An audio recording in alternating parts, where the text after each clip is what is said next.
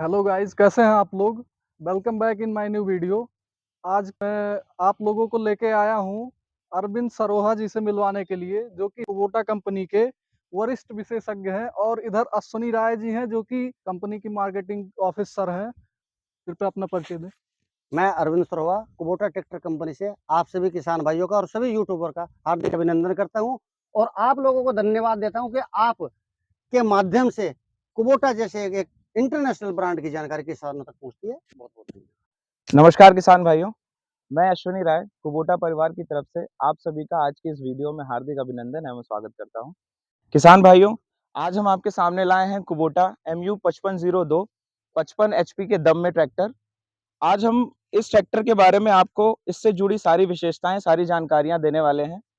इस वीडियो में साथ ही साथ हम आपसे साझा करेंगे कि कम समय और कम डीजल में कैसे हम इस ट्रैक्टर को और कैसे अपने काम को ज़्यादा से ज़्यादा निकाल सकते हैं।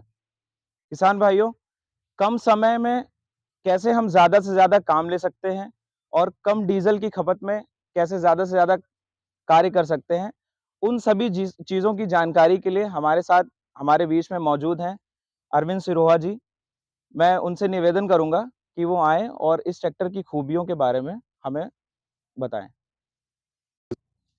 नमस्कार किसान भाइयों, मैं अरविंद सरोहा आज फिर अपनी एक वीडियो में आप सभी किसान भाइयों का हार्दिक स्वागत करता हूं। नमस्कार किसान भाइयों, जैसा कि आप जानते हैं, हम समय समय पर आपकी जरूरत के लिए कुछ वीडियोज बना करके आप लोगों के लिए यूट्यूब चैनलों के माध्यम से भिजवाते रहते हैं, ताकि आप आधुनिक टेक्नोलॉजी के युग में कुबोटा जैसा आधुनिक ट्रैक्टर खरीदते हैं तो उससे आप सही तरीके से कैसे लाभ पा सकते हैं, कैसे उसमें खूबियां दी हैं, उनका आप कैसे यूटिलाइज कर सकते हैं। आज की वीडियो में हम आपको दिखाएंगे कुबोटा के MU 5502 ट्रैक्टर जो हमारे पास में खड़ा है। इस ट्रैक्टर से कैसे आप सही तरीके से सही काम कर सकते हैं, कम डीजल में कैसे ज़्यादा काम कर सकते हैं, कम समय में कैसे ज़्यादा काम कर सकते हैं और बरसों बरस तक अपने जीवन साथी को अपने घर में रख सकते हैं। तो आइए समझते हैं कुबोटा ट्रैक्टर MU 5502 के विषय में कुछ महत्वपूर्ण बातें।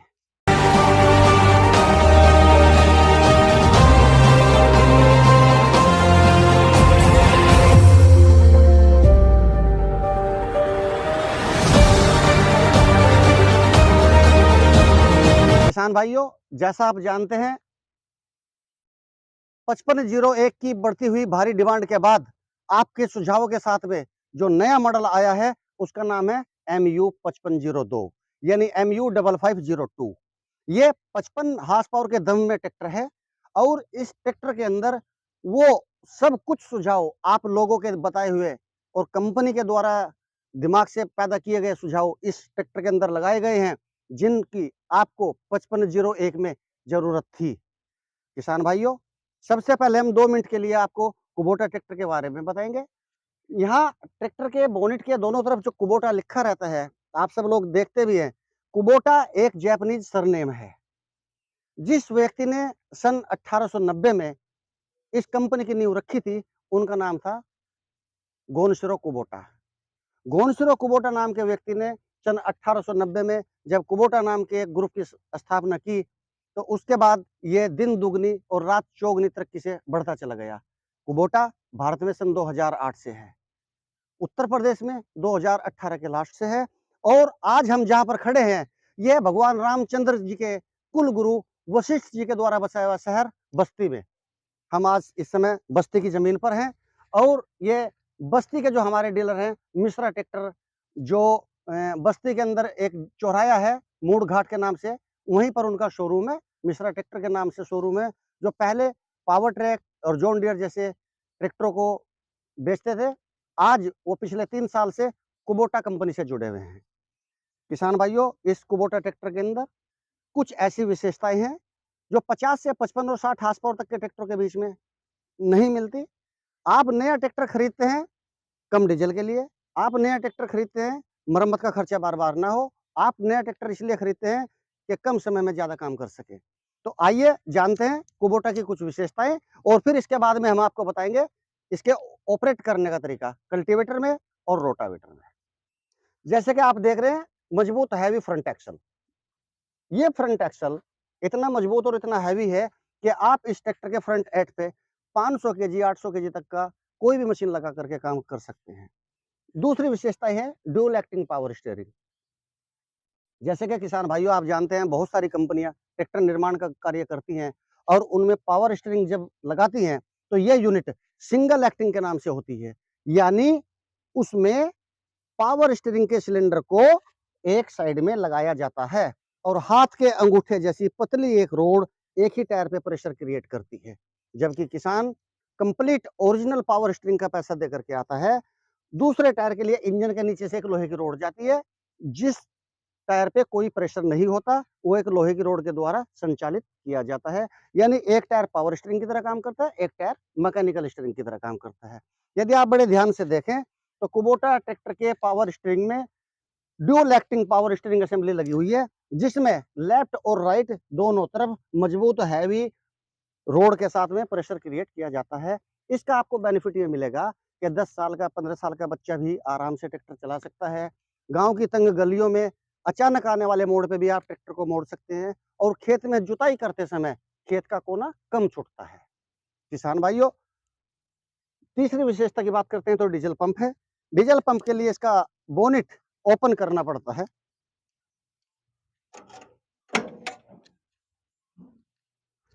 जैसे कि जानते हैं पूरे भारत में एक ही कंपनी है जो ट्रैक्टरों के लिए डीजल पंप निर्माण का कार्य करती है, जिसको आज के समय में बोश के नाम से जाना जाता है। ये डीजल फिल्टर बॉडी और ये डीजल पंप असेंबली एक ही कंपनी की होती है। ये सिंपल साधारण गवर्नर डीजल पंप है। ये वही पंप है जो भारत में बनने वाले अन्य ट्रैक्टर में लगता है, जैसे कि Mahindra Swaraj, Sonalika, Powertrac, Farmtrac, John Deere आदि में। इस डीजल पंप को कुबोटा कंपनी के विशेषज्ञों ने माइको कंपनी के विशेषज्ञ के द्वारा डिस्कस करके बातचीत करके इतना सिंपल साधारण बनवा दिया गया है ताकि कहीं भी डीजल खत्म होने पर किसान को एयर निकालने के लिए कोई परेशानी ना हो। जैसे कि आप सभी जानते हैं सभी ट्रैक्टर में हैंड प्राइमर होता है, उसको पंप करते हैं, उसके बाद कई बार एयर नहीं निकलती तो डीजल फिल्टर को ओपन करना पड़ता है, डीजल बर्बाद होता है। उसके लिए कुछ रिंच स्पिनर, रिंग स्पिनर की आपको आवश्यकता होती है, जिनको चाबी बोला जाता है। तब भी यदि एयर न निकले तो आप एयर वाल को खोलते हैं, जिसको बहुत सारी जगह पर वापसी वाल भी बोला जाता है।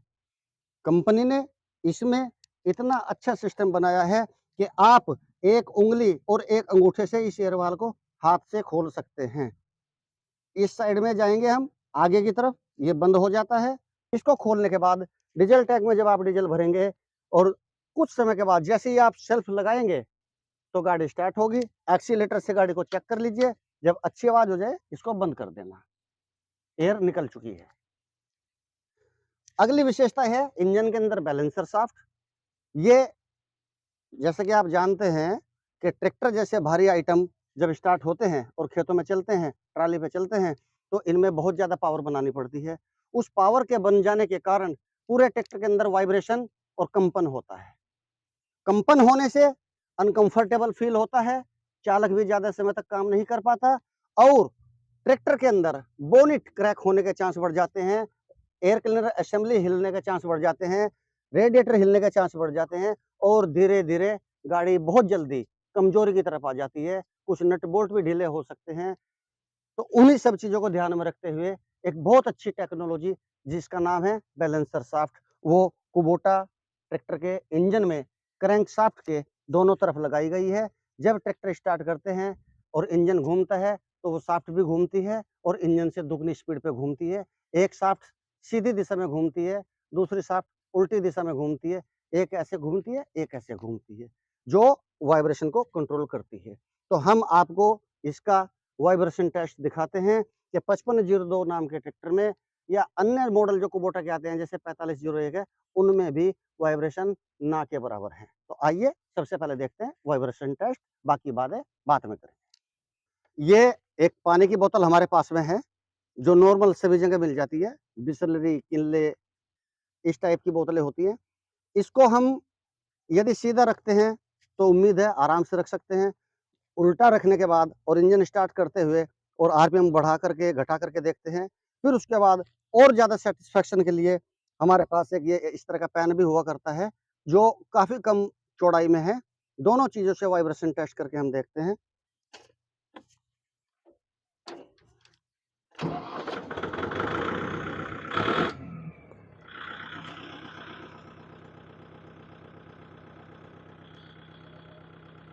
अभी ये ट्रैक्टर स्टार्ट है।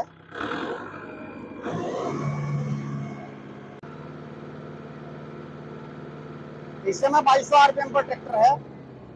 हम एक बार कैमरे में भी दिखा सकते हैं।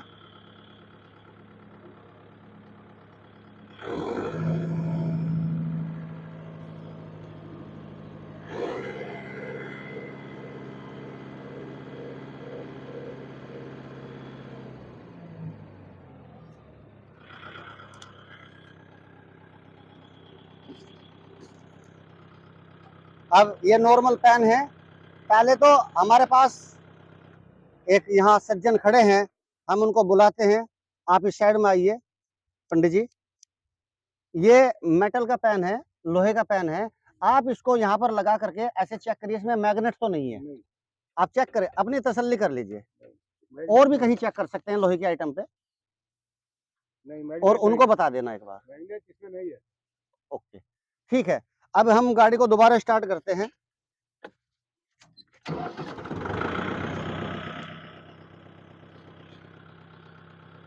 अभी ये आइडियल आरपीएम पर है, और इसके आरपीएम भी हम आपको एक बार दिखा देते हैं दोबारा से, ताकि आप लोग संतुष्ट हो जाएं। और जो महंगी कारों के अंदर सुविधाएं मिलती हैं, जिनकी कीमत 10 से 15 लाख रुपए होती है, 20 लाख रुपए होती है, उन गाड़ियों जैसी सुविधाएं आपको कुबोटा के ट्रैक्टर में मिलती है। 1900 आरपीएम है। यहाँ ट्रैक्टर में अच्छी खासी ताकत बनती है। और ये देखिए पैन इसके ऊपर रखा है।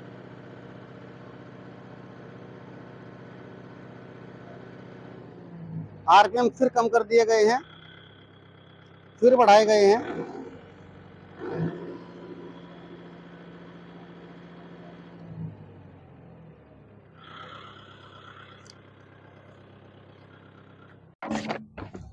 इसके बाद किसान भाइयों, एक ऐसी विशेषताएं है जो अंदर होती है, उसके लिए हमारे पास कंपनी से आए हुए ये लिफलेट होते हैं।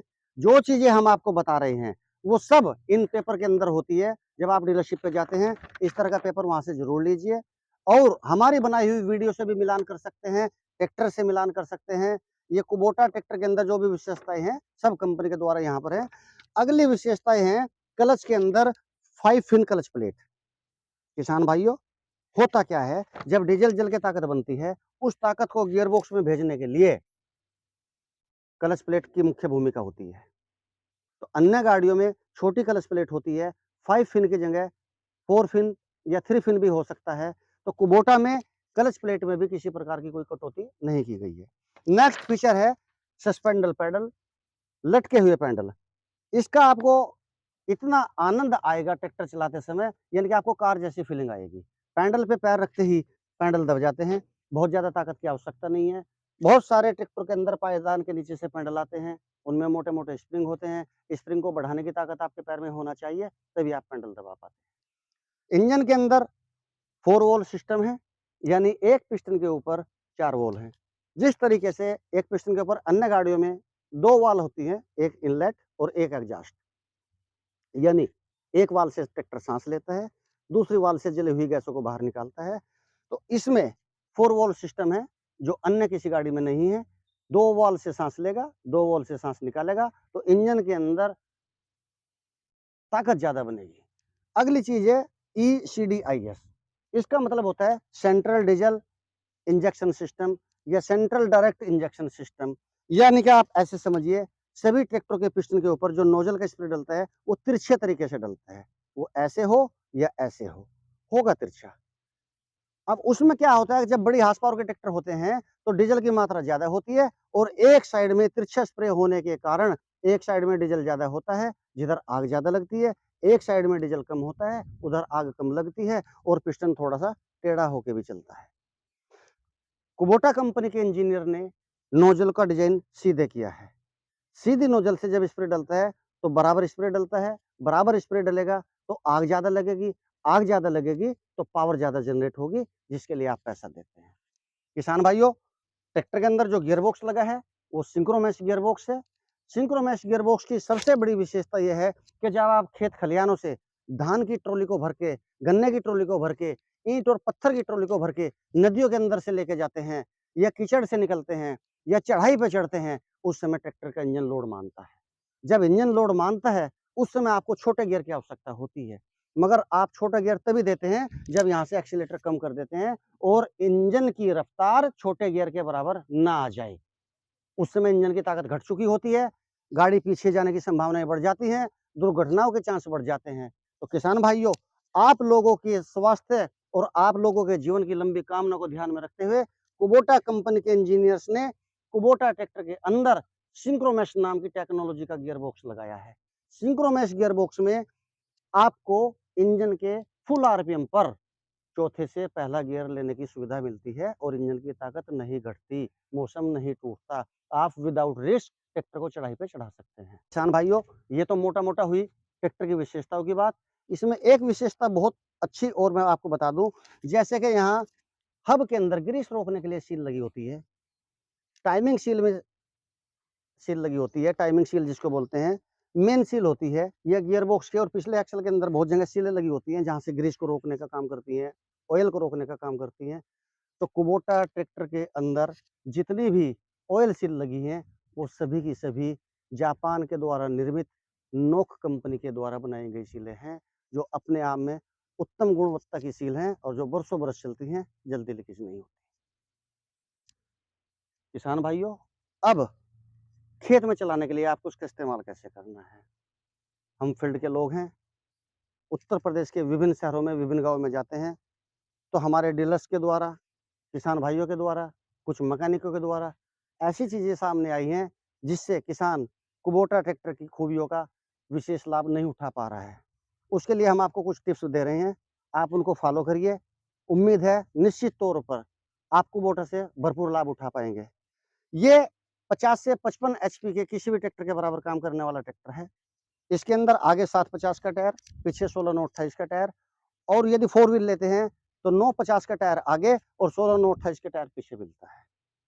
किसान भाइयों, कुबोटा के 4 व्हील ट्रैक्टर के अगले टायर में जो मैकेनिज्म लगा होता है, जो 4 व्हील ट्रैक्टर में आपको दिखाई देगा, उसको बेवल गियर नाम से बोलते हैं, जिसमें टर्निंग रेडियस बहुत अच्छी मिलती है, यानी कम जगह में ट्रैक्टर मुड़ जाता है।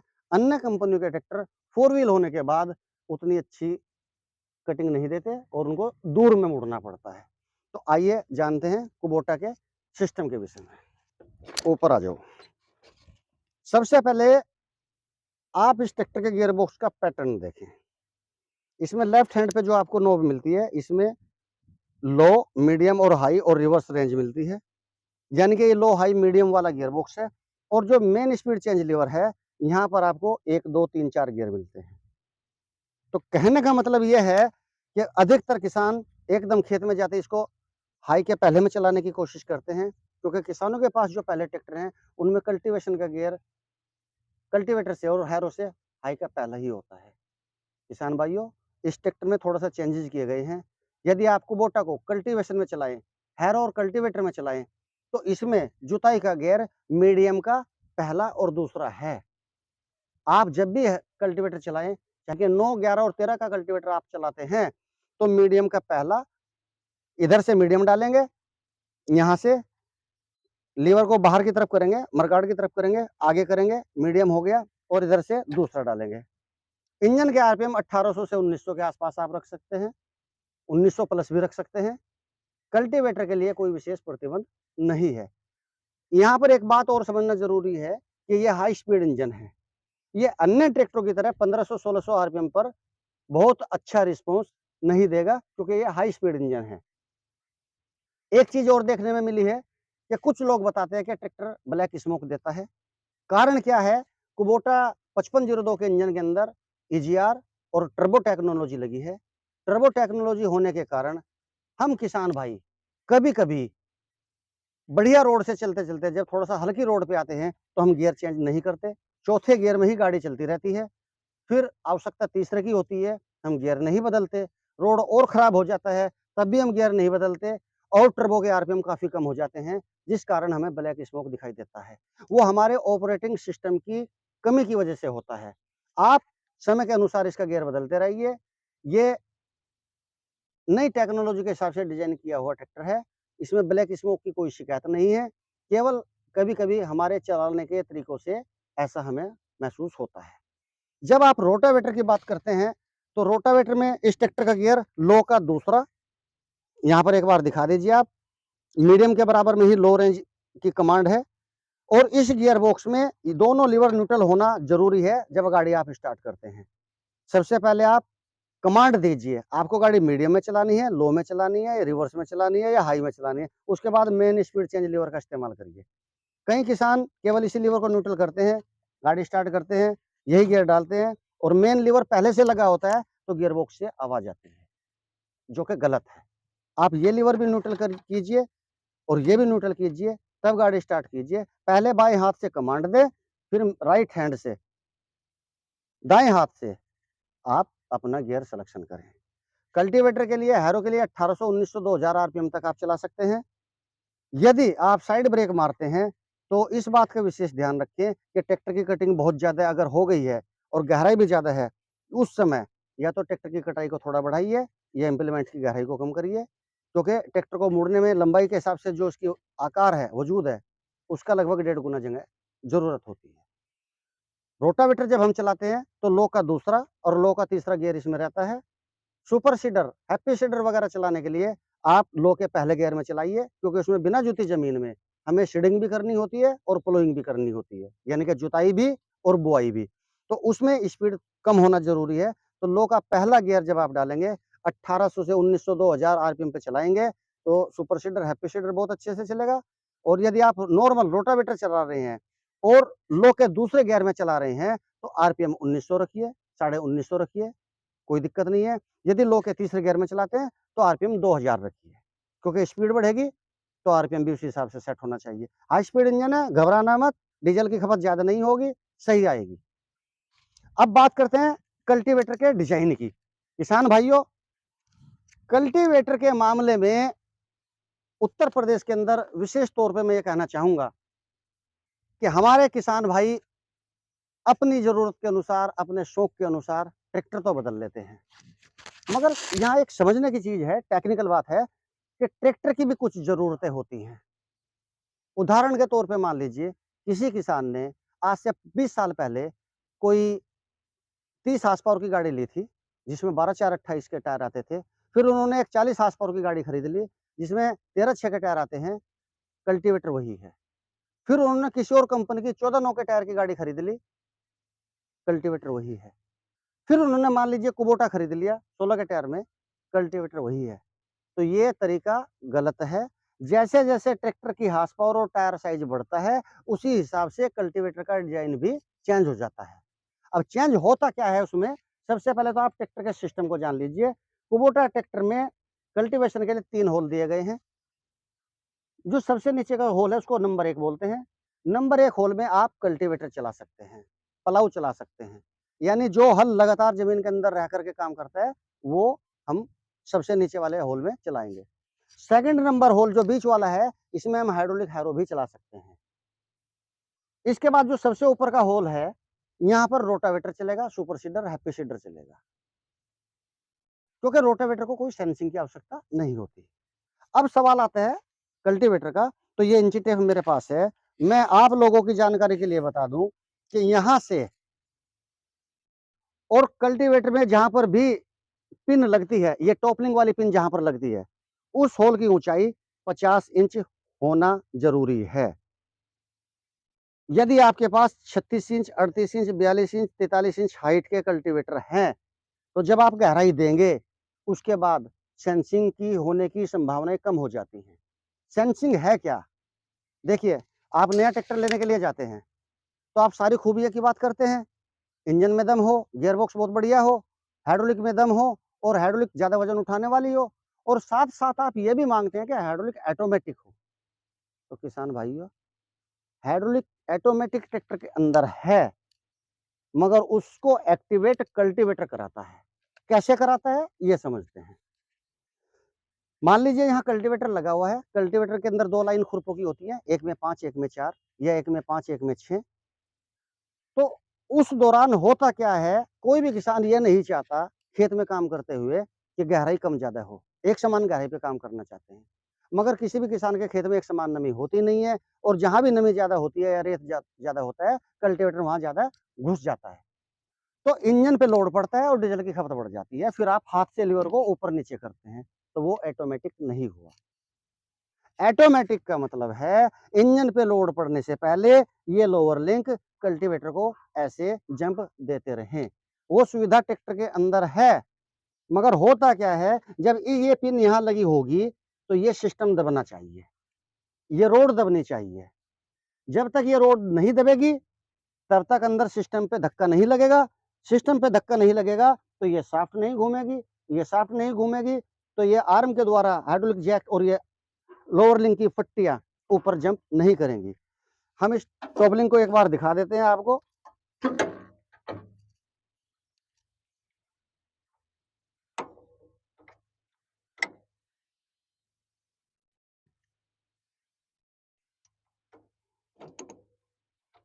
हमारा कहने का प्रयास ये था, जिस समय आप जुताई करें टॉप लिंक की ऊंचाई पीछे से इस तरह होना चाहिए। यदि इस कंडीशन में जुताई हो रही है, टॉप लिंक का ढलान कल्टीवेटर की तरफ आ रहा है, तो 16 का टायर हो या 14 का टायर हो, कोई भी ट्रैक्टर हो, हाइड्रोलिक की तरफ से अच्छा रिस्पॉन्स नहीं देगा, डीजल की साइड से अच्छा रिस्पॉन्स नहीं आएगा। इसमें डीजल की खपत भी बढ़ेगी, इंजन आरपीएम कम ज़्यादा भी होंगे, टायर स्लिप भी करेंगे, आप बेहतर काम नहीं ले पाएंगे। तो आप ध्यान रखिए, यदि 16 नौ 28 के टायर में कुबोटा ट्रैक्टर आपके पास है, तो ये ऊंचाई कल्टीवेटर में थोड़ा सा आप सुधार कराइए, और उसमें जो पत्ती लगी होती हैं, जहाँ पर आप टॉपलिंग की पिन को लगाते हैं, वो बिना जुताई के 50 इंच पे होना बहुत जरूरी है। 2 सुराख करवा लीजिए, एक 48 पे, एक 50 पे। जब आप यहाँ पर चलेंगे बिना जुताई के, तो जुताई करने के बाद में 4 इंच की गहराई आने के बाद, 6 इंच की गहराई आने के बाद ये ढलान बच जाएगा, ये लगभग 44 रह जाएगा। ओके, धन्यवाद किसान भाइयों। उम्मीद है इस वीडियो से आपको काफी लाभ मिलेगा, और बढ़ती हुई डीजल की खपत को कंट्रोल करने के लिए आप इस वीडियो से मदद ले सकते हैं। धन्यवाद, नमस्कार, खुशी रहिए, सुखी रहिए। कुबोटा ट्रैक्टर खरीदिए और लाइए अपने खेतों में हरियाली और घर में खुशहाली। नमस्कार। जो भी बात बताए आप अरविंद सरोहा जी, मैं चाहूँगा कि आप लोग उन बातों को ध्यान रख के इस ट्रैक्टर का यूज करें, जिससे आप लोग जितना बेहतर लाभ उठा सके इस गाड़ी से उतना उठाएं। बाकी मैं मिलता हूँ एक अलग वीडियो में। और चैनल अगर आप सब्सक्राइब ना किए हो तो चैनल को तुरंत जाएं, नीचे रेड कलर का, रेड सॉरी अब चेंज हो गया है, व्हाइट कलर का आइकन आ गया है, तो व्हाइट या ब्लैक जिसमें होगा आप उसको टच करेंगे, सब्सक्राइब हो जाएगा, जिससे कि आपको नई वीडियो का नोटिफिकेशन मिलेगा। और ऐसे ही अच्छी अच्छी जानकारियां आपको इस चैनल के थ्रू मिलती रहेंगी। बाकी मैं मिलता हूँ एक दूसरे वीडियो में। आज के लिए इतना ही, धन्यवाद।